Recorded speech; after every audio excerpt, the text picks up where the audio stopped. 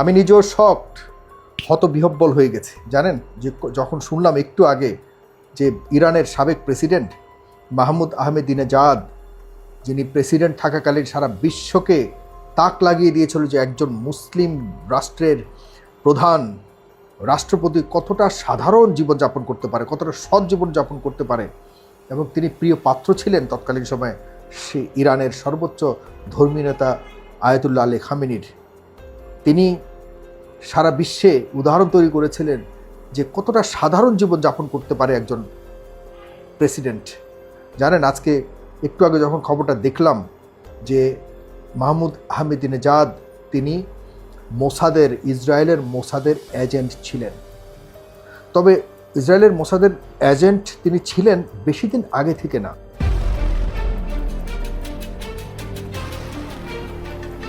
সোমবার ৬ জুলাই ২০২৬ তেহরানের আকাশে তখনও ঝুলছে এক অপার্থিব শোকের মেঘ।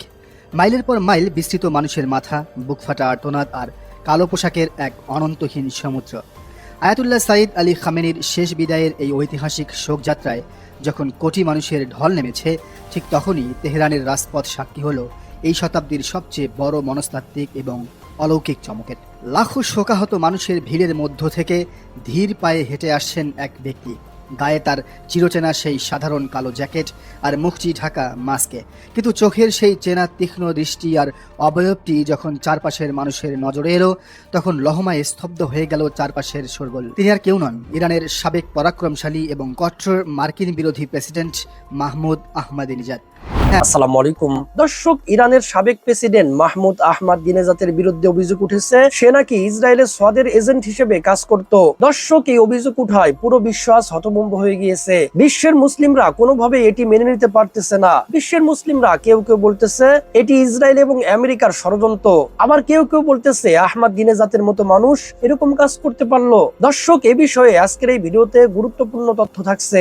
আজকের এই ভিডিওটি সম্পূর্ণ দেখার জন্য সকলের কাছে বিনীতভাবে অনুরোধ রইল। সম্পূর্ণ ভিডিওটি দেখলেই আপনারা সবকিছু বুঝতে পারবেন ইনশাআল্লাহ। তো দর্শক, চলুন বিস্তারিত দেখে আসি।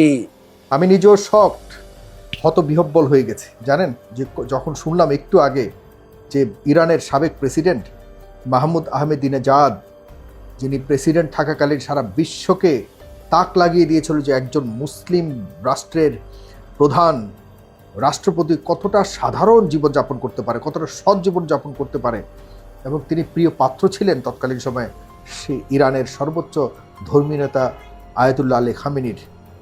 তিনি সারা বিশ্বে উদাহরণ তৈরি করেছিলেন যে কতটা সাধারণ জীবনযাপন করতে পারে একজন প্রেসিডেন্ট। জানেন আজকে একটু আগে যখন খবরটা দেখলাম যে মাহমুদ আহমেদিনেজাদ তিনি মোসাদের, ইসরায়েলের মোসাদের এজেন্ট ছিলেন। তবে ইসরায়েলের মোসাদের এজেন্ট তিনি ছিলেন বেশি দিন আগে থেকে না।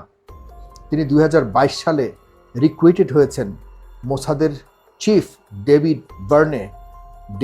বার্নে সরাসরি নিজে পার্সোনালি মোসাদের এজেন্ট হিসেবে নিয়োগ দিয়েছেন আহমেদিনেজাদ।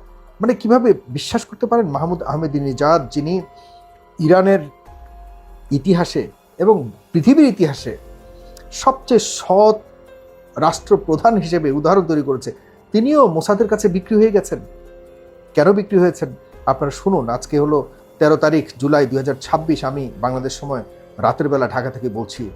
একটু আগে যখন দেখলাম আমাকে অনেকেই লিখছেন, অনেকে কমেন্ট করছেন যে ভাই আমরা শুনছি যে মোসাদের এজেন্ট নাকি আহমেদিনেজাদ, এটি একটু নিরপেক্ষভাবে একটু রিসার্চ করে জানান আমাদেরকে। আমি একদম খুব ভালোভাবে গভীরভাবে রিসার্চ করেছি এবং জানবার চেষ্টা করেছি, এবং রেফারেন্সগুলি খুব গুরুত্বপূর্ণ এবং ডিপেন্ডেবল রিলায়েবল রেফারেন্সগুলিকে আমি রিসার্চ করে আপনাদের কাছে জানাচ্ছি। আমি কতটা শকড হয়েছে আপনাদেরকে বোঝাতে পারবো না। এই লোকটাও অর্থের কাছে বিক্রি হয়ে গেছে, কিন্তু এখানে অর্থের চেয়ে সবচেয়ে গুরুত্বপূর্ণ যে বিষয়টি আপনাদের কাছে বলছি সেটি হলো, যতটুকু আমি স্টাডি করলাম জানা গেছে যে তিনি অর্থের কাছে বিক্রি হননি, তিনি ক্ষমতার কাছে বিক্রি হয়েছেন। তার একটা শর্ত ছিল, তিনি যখন ২০২৪ সালে তাকে ইন্টারন্যাশনাল ক্লাইমেট চেঞ্জ একটি কনফারেন্সে তাকে ডাকা হয়েছিল ইসরায়েলের পক্ষ থেকে, সেখানে তাকে ইনভাইট করা হয়েছিল, আন্তর্জাতিক একটা কনফারেন্সে ইনভাইট করা হয়েছিল, ক্লাইমেট চেঞ্জের কনফারেন্সে। সেখানে তাকে আসলে ইনভাইট করা হয়েছিল মোসাদের এজেন্টদের সাথে মিটিং করবার জন্য, এবং তিনি সেখানে গেছেন। গিয়ে সেই বুদাপেস্ট, হাঙ্গেরির বুদাপেস্টে সেখানে তিনি মোসাদের এজেন্টদের সাথে মিটিং করেছেন। এবং সেই মিটিংয়ে কী সিদ্ধান্ত হয়েছিল জানেন? আজকের যে যুদ্ধটা চলছে, এই যুদ্ধে পরিবর্তন আনবে। পরিবর্তনের পর যে সরকারটি হবে, সেই সরকারের প্রধান হবে মাহমুদ আহমেদিনেজাদ। ছি ছি ছি, কার উপরে বিশ্বাস করবে? আপনারা একটা জিনিস দেখেন, প্রথম দিকে আয়াতুল্লাহ আলী খামেনিকে যে তার পরিবার সহকারে এবং তার সরকারের গুরুত্বপূর্ণ সব শীর্ষ নেতাদেরকে হত্যা করেছে, এসব খবর কিন্তু ইরান থেকে ইরানি মুসলিমদের এজেন্টরাই কিন্তু, মানে মোসাদের এজেন্টরাই কিন্তু, ইরানি মুসলিম যারা, তারাই কিন্তু এজেন্ট হয়ে মোসাদের কাছে, ইসরায়েলের কাছে খবর দিয়েছে যে এই সময়, এতটা সময় এই জায়গাতে এরা মিটিং করবে। ইসরায়েল কি চেয়েছিল? ইসরায়েল যুক্তরাষ্ট্রকে বলেছিল যে তুমি যদি এই সময়ে এই জায়গাতে হামলা করো, তাহলে ইরানের যত শীর্ষ নেতা রয়েছে, ইনক্লুডিং আয়াতুল্লাহ আলী খামেনি, যার কথায় ইরান চলতো, সেই সহকারে সবাইকে আমরা এক আক্রমণে মেরে ফেলতে পারবো। সেটি করেছে। এবং সেটি করার পর কী ভেবেছিল? ডোনাল্ড ট্রাম্প কিন্তু বলেছে যে মাত্র 3 দিনের মধ্যে, মানে আপনার নেতানিয়াহু যে পরিকল্পনা দিয়েছিল ডোনাল্ড ট্রাম্পকে, বলেছে যে মাত্র 3 দিন লাগবে ইরানের আক্রমণ করে আমরা সরকারকে পতন ঘটিয়ে আমরা ইরানকে আমাদের হাতে নিয়ে আমাদের মতো করে নিয়ন্ত্রণ নিতে পারবো।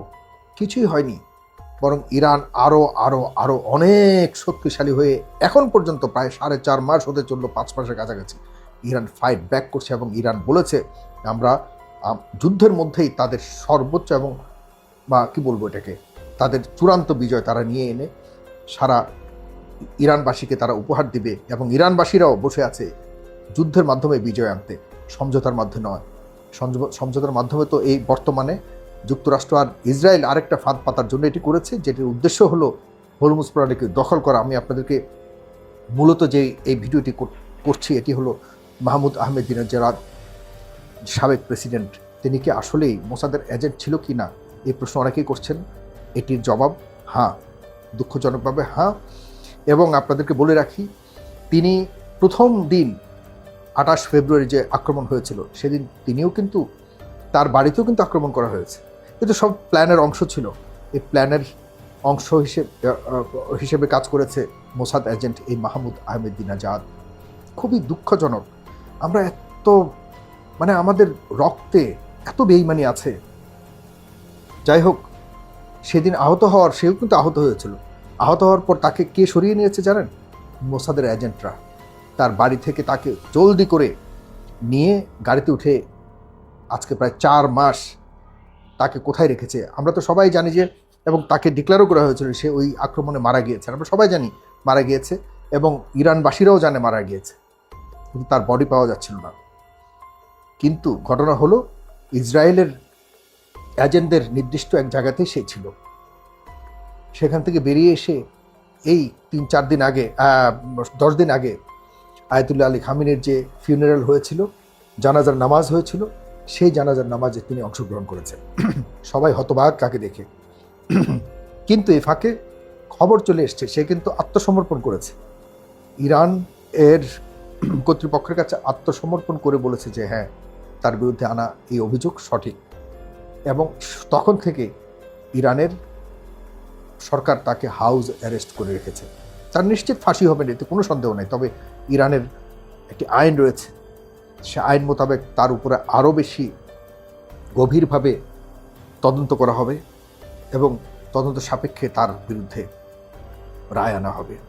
আমি আরেকটা জিনিস বলে রাখি, আমাদের বেঈমানির কারণে আমাদের মহানবী সাল্লাল্লাহু আলাইহি ওয়াসাল্লাম, আমাদের শেষ নবী, তিনিও কিন্তু অনেক রক্ত ঝরাতে হয়েছিল তার আশপাশের বেঈমানদের কারণে। তারও কিন্তু সহসায় বিজয় আসেনি, তিনি অনেক যুদ্ধ করতে হয়েছে, তার অনেক রক্ত ঝরাতে হয়েছে, অনেক কৌশল তাকে নিতে হয়েছে। এর সবচেয়ে বেশি কারণ ছিল তার আশপাশের যারা বেঈমানরা, তারাই বেশি তাকে ঠকিয়েছে। এমনিভাবে এখনও পর্যন্ত আমরা ঠকে যাচ্ছি আমাদের আশপাশের বেঈমানদের কারণে। আপনাদের মনে থাকবার কথা, প্রায় অনেক দিন ধরেই কিন্তু ইরানের সর্বোচ্চ নেতাদের ঘর বাড়ি টার্গেট করে এবং বেডরুম টার্গেট করে ইসরায়েল হামলা করেছিল, এবং বেডরুমে টার্গেট করে সেই কাশেমি থেকে শুরু করে সবাইকে এই যুদ্ধের পরবর্তী মানে প্রথম আক্রমণের পরেও কিন্তু অনেক দিন শীর্ষ নেতাদেরকে হত্যা করেছিল। এসব হত্যা কীভাবে করেছে জানেন? মোসাদের এজেন্টস যারা ছিল তারাই খবর পাঠিয়েছে, হ্যাঁ এবার অমুক জায়গায় তুমি গুলি করো, অমুকটা সময় অমুক ঘরের মধ্যে অমুকে শুয়ে আছে, অমুকে অফিস করছে, অমুকে পালিয়ে আছে, সব জায়গাতে এভাবে করেছে। এটি বন্ধ হয়েছে কখন থেকে জানেন? যখন থেকে সব ধরনের আন্তর্জাতিক যোগাযোগ ব্যবস্থা বন্ধ করে দেওয়া হয়েছিল ইরান থেকে, তখন থেকে। এবং ইরান খুব কম্বিং অপারেশন চালিয়েছিল যে আমাদের খবর কিভাবে বাইরে যায়, অনেকেরই ধরে ফাঁসি দিয়েছে। আর দেখেন এখন কিন্তু অনেকেই আছে যে আব্বাস আরাকচি বা এই যে মাসুদ পেজিশকিয়ান, তারপরে বাগের আলী গালিবাফ, এরা যে কথা বলতেছে, এদের কোনো খবর, বা মোস্তাফা খামেনি, তারা যে কথা বলতেছে, তাদের তো এরকম ঘটনা হচ্ছে না। এই কারণেই সবগুলি বাটপার, বেঈমান এবং আপনার গুপ্ত যারা তথ্য সরবরাহকারী, তাদের সবাইকে ইরান ধরে ফেলেছে, ধরে কিন্তু শাস্তি প্রদান করছে। এবং এরকম মাহমুদ আহমেদিনেজাদ যারা সততার মুখোশ পরে এই বিজয়গুলিকে, মুসলিমদের বিজয়কে ইতিহাসে বহুবার ঠকিয়েছে, তাদেরকে এখন আস্তে আস্তে ধরছে। এখন নিজের অনুভূতির জায়গা থেকে মাহমুদ আহমেদিনেজাদ কিন্তু এখন আত্মসমর্পণ করেছে এবং সব কিছুকেই বলেছে যে হ্যাঁ এটার সাথে আমি ছিলাম, যে কারণে তাকে অ্যারেস্ট করেছে ইতিমধ্যে। প্রিয় বন্ধুরা, আবার পরবর্তী ভিডিওতে দেখা হবে। ভালো থাকবেন সবাই, সালাম।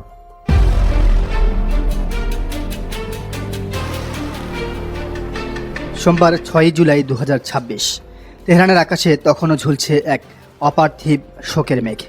মাইলের পর মাইল বিস্তৃত মানুষের মাথা, বুকফাটা আর্তনাদ আর কালো পোশাকের এক অনন্তহীন সমুদ্র।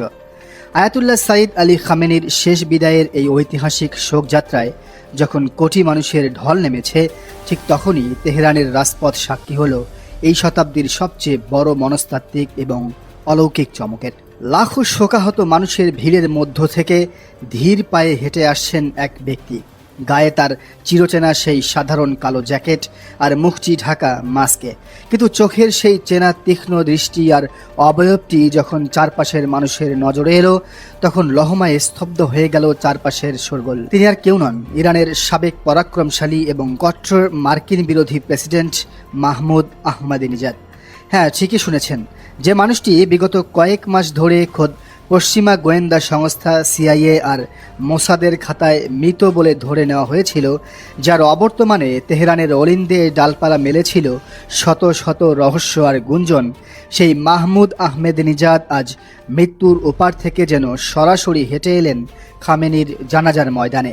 এই তপ্ত দুপুরে তার এই আকস্মিক উপস্থিতি কেবল এক নেতার শেষকৃত্যে শরিক হওয়া নয়, এটি ছিল আক্ষরিক অর্থেই বিশ্ব মিডিয়া আর পশ্চিমা প্রোপাগান্ডার মুখে এক সজোরে চপেটাঘাত। এই রোমাঞ্চকর রাজনৈতিক থ্রিলারের পাতা উল্টাতে হলে আমাদের ফিরে যেতে হবে গত 28শে ফেব্রুয়ারি 2026-এর সেই ভয়াল ও অন্ধকার রাতে, যখন আমেরিকা যৌথভাবে ইরানের বুকে এক পৈশাচিক এবং নজিরবিহীন বিমান ও ক্ষেপণাস্ত্র হামলা চালিয়েছিল। সেই হামলার প্রথম প্রহরেই খামেনিকে লক্ষ্যবস্তু করার পাশাপাশি ইরানের কয়েকটি রাষ্ট্রীয় ও গোয়েন্দা ঘনিষ্ঠ গণমাধ্যমে এক চাঞ্চল্যকর খবর ছড়িয়ে পড়ে। দাবি করা হয় নিজেদের বাসভবনের কাছেই এক সুনির্দিষ্ট মার্কিন গাইডেড মিসাইলের আঘাতে 2005 থেকে 2013 সাল পর্যন্ত ইরানের শাসনভার কাঁপানো লৌহমানব মাহমুদ আহমেদিনেজাদও নিহত হয়েছেন। এই খবরের পর দীর্ঘ 4 মাসেরও বেশি সময় ধরে আহমেদিনেজাদকে আর কোনোদিন জনসম্মুখে দেখা যায়নি। কোনো আন্তর্জাতিক ফোরাম, কোনো সাক্ষাৎকার, এমনকি সামাজিক যোগাযোগ মাধ্যমেও তার কোনো চিহ্ন ছিল না। সবচেয়ে রহস্যজনক বিষয় ছিল ইরানের তৎকালীন সরকারের পক্ষ থেকেও সাবেক এই প্রেসিডেন্টের অবস্থান কিংবা তিনি আদৌ বেঁচে আছেন কিনা সে সম্পর্কে বিন্দুমাত্র কোনো আনুষ্ঠানিক তথ্য বা বিবৃতি দেওয়া হয়নি। ফলে বিশ্বজুড়ে ও ইরানের আমজনতার মাঝে এক জোরালো জল্পনা কল্পনা তৈরি হয় যে আহমেদিনেজাদ হয়তো সত্যিই মার্কিন হামলায় চিরতরে ধূলিসাৎ হয়ে গেছেন, শহীদ হয়ে ওপারে পাড়ি জমিয়েছেন।